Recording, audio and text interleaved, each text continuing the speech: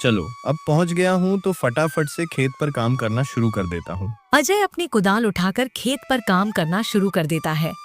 अजय को अभी काम करते कुछ समय हुआ ही था कि तभी पीछे से एक सांप आकर उसे काट लेता है। सांप के काटने के कुछ समय में ही अजय चक्कर खाकर वहीं गिर जाता है।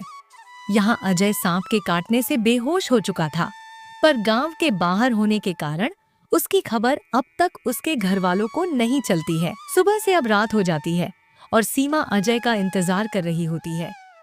माँ को इतने परेशान देख राजू पूछता है, क्या हुआ माँ? पिताजी अब तक क्यों नहीं आए? बेटा, तुम्हारे पिताजी आज काम करने जमींदार काका के गांव के बाहर वाली जमीन पर गए हैं। उन्होंने मुझे बोला भी था कि उन्हें आते आते देर हो जाएगी, पर अब कुछ ज्यादा ही समय हो गया है। माँ, आप क्यों फिक्र कर रही हो? पिताजी ने जब बोला था कि उन्हें आने में देर होगी तो कुछ सोच समझ कर ही कहा होगा। एक काम कीजिए, आप जाकर सो जाइए। राजू की बात सुनकर सीमा अपने कमरे में सोने के लिए चली जाती है। अगली सुबह जब सीमा देखती है कि अजय अब तक घर नहीं आया है, तो परेशान होकर वो सीधा जमींदार से मिलने उसके घर की ओर चली जाती है। नमस्ते जमींदार काका। नमस्ते बेटी, बताओ कैसे आना हुआ? काका, अजय कल आपके गांव के बाहर वाले खेत में काम करने गए थे, पर अब तक घर नहीं आए हैं। क्या कहा बेटी? अजय कल गया था और अब तक घर नहीं आया?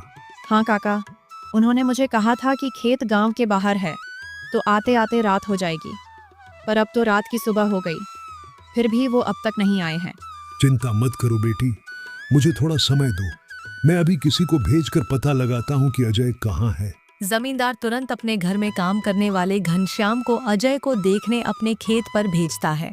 कुछ समय के बाद घनश्याम जमींदार के खेत पर पहुंच जाता है और वहां का दृश्य देखकर वो परेशान हो जाता है। ये क्या? अजय का तो पूरा शरीर नीला पड़ चुका है। मुझे लगता है इसे किसी सांप ने काटा है। मुझे तुरंत जमींदार जी को ये बात बतानी पड़ेगी। घनश्याम वहां से भागते हुए जमींदार के घर की ओर निकल जाता है। क्या हुआ घनश्याम बेटा, तुम इतने दौड़ते हुए क्यों आए और क्या तुम्हें अजय मिला? हाँ जमींदार जी, मैंने अजय को खेत में देखा है। वो बेहोश पड़ा था और उसका पूरा शरीर नीला पड़ चुका है। मुझे लगता है उसे सांप ने काट लिया है। घनश्याम जब जमींदार को सारी बात बता रहा होता है, तभी वहाँ पास में खड़ी सीमा भी सारी बात सुन लेती है और रोने लगती है।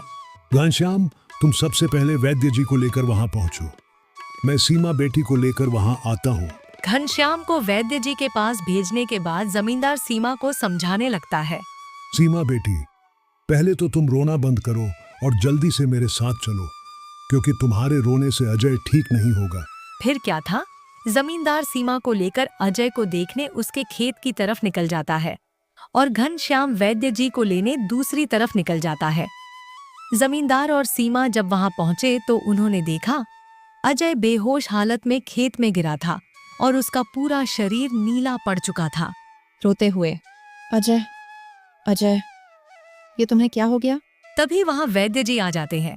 वैद्य जी के आते ही सीमा वहां से हट जाती है और वैद्य जी अजय की हालत का जायजा लेने लगते हैं। क्या हुआ वैद्य जी, अब कैसी है अजय की हालत? देखिए जमींदार जी, मैं आपको झूठ बोलकर अंधेरे में नहीं रखना चाहता, पर अजय की हालत बहुत खराब है। वैसे तो मैंने उसे जहर को काटने वाली औषधि दे दी है, पर जहर अजय के अंदर बहुत समय तक रह गया, जिस कारण वो प्रगाढ़ बेहोशी की हालत में चला गया है। प्रगाढ़ बेहोशी, ये क्या होता है वैद्य जी?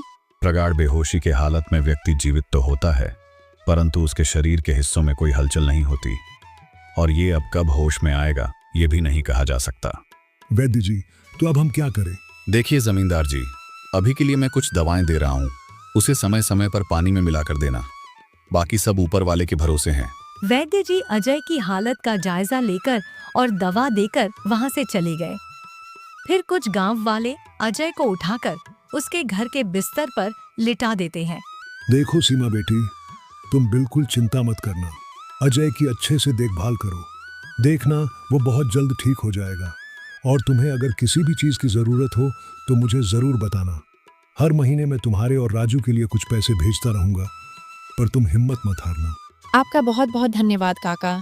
सीमा के आंखों में आंसू थे, पर उसके मन में अब उम्मीद की एक किरण थी कि शायद एक दिन अजय फिर से होश में आएगा।